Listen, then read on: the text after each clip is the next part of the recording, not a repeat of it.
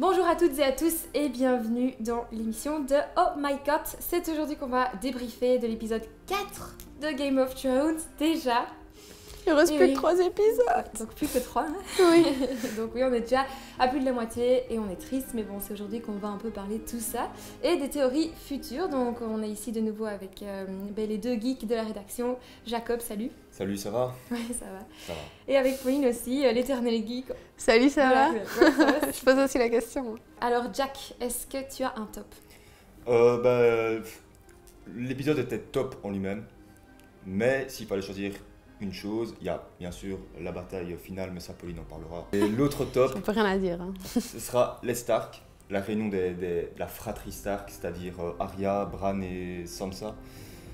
C'est un peu en mode nostalgie, c'est-à-dire qu'on voit un peu le chemin qui était parcouru le long des 6 saisons et demie. L'une qui est devenue une assassin, bien badass on peut le dire, l'autre qui est devenue la reine du Nord, en tout cas pour le moment, et Bran qui est devenue la corneille à 3 yeux, qu'on voit un peu leur parcours si différent, les destins qui finalement se rejoignent.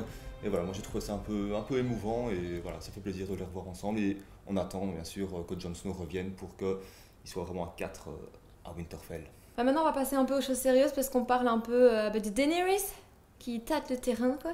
Mais qu'est-ce que vous avez pensé finalement de se tâter le terrain dans la cave? Avec Jon? Voilà, entre Jon Snow et Daenerys. Ah moi j'ai bien aimé ce petit moment hot là. Elle va pas tâter que le terrain. Vas-y, je suis avec le flambeau, vas-y passe par ici, attention effleure-moi, je prends ton bras, regarde ici les petits dessins. Et attention, elle sort d'Avos, elle a même souligné d'ailleurs, elle a bon cœur à Daenerys. I've noticed you staring at a good heart. There's no time for that. Il faut souligner que Jon Sunday Snow aussi. a pris le bras de Daenerys. Ça pourrait passer inaperçu, mais Parce que en plus Jon Snow est quand même assez froid et assez, je trouve, introverti avec les filles. D'ailleurs, D'ailleurs, sa première conquête, c'était pas la fille la plus ah non, facile avec Ygritte, il a quand même mis du temps avant de passer à l'action, on va dire ça comme ça. Et là, hop, il touche le bras directement de Khaleesi. Il y a quand même anguille sous roche, je dirais. Donc voilà, ça vous dérange pas Enfin, moi personnellement, j'aime bien cette petite tension. J'ai l'impression que c'est une tension sexuelle. Mais bon, je pense aussi. Il y a aussi cette petite conscience qui parle derrière, genre oui, mais c'est ça. Ah, c'est ça. Heureusement qu'ils le savent pas encore, quoi. Mais moi, je dis, tant qu'ils ne le savent pas, c'est pas de l'inceste. Mais donc vous voilà. êtes pour, quoi. Pour l'instant, on récapitule, il y a que Bran qui est au courant de cet inceste.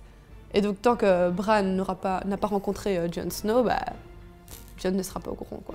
Après, je pense que la vérité finira par éclater. Mais, You know nothing, Jon Snow. You know nothing, Jon Snow.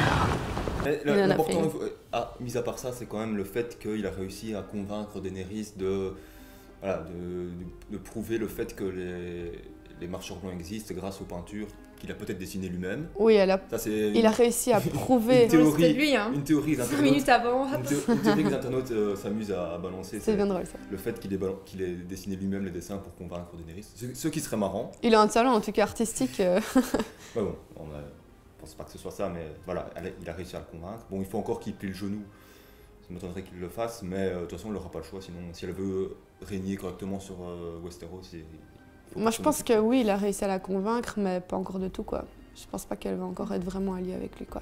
En parlant du fait que Jon Snow se rapproche petit à petit de Daenerys, est-ce qu'il se rapproche aussi des petits dragons?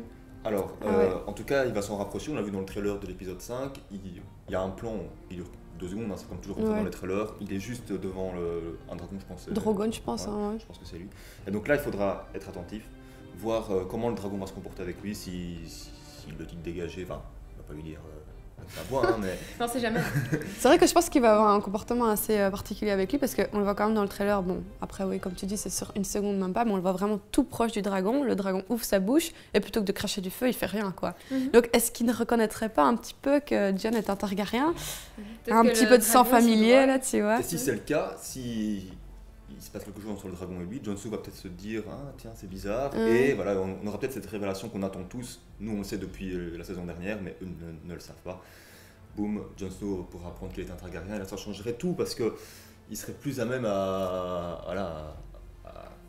faire des concessions avec Daenerys et tout ça. Ça changerait absolument tout. Bon, bah, merci beaucoup d'être venu aujourd'hui. On se retrouve merci à toi. Prochaine. Oui, merci. Merci à vous.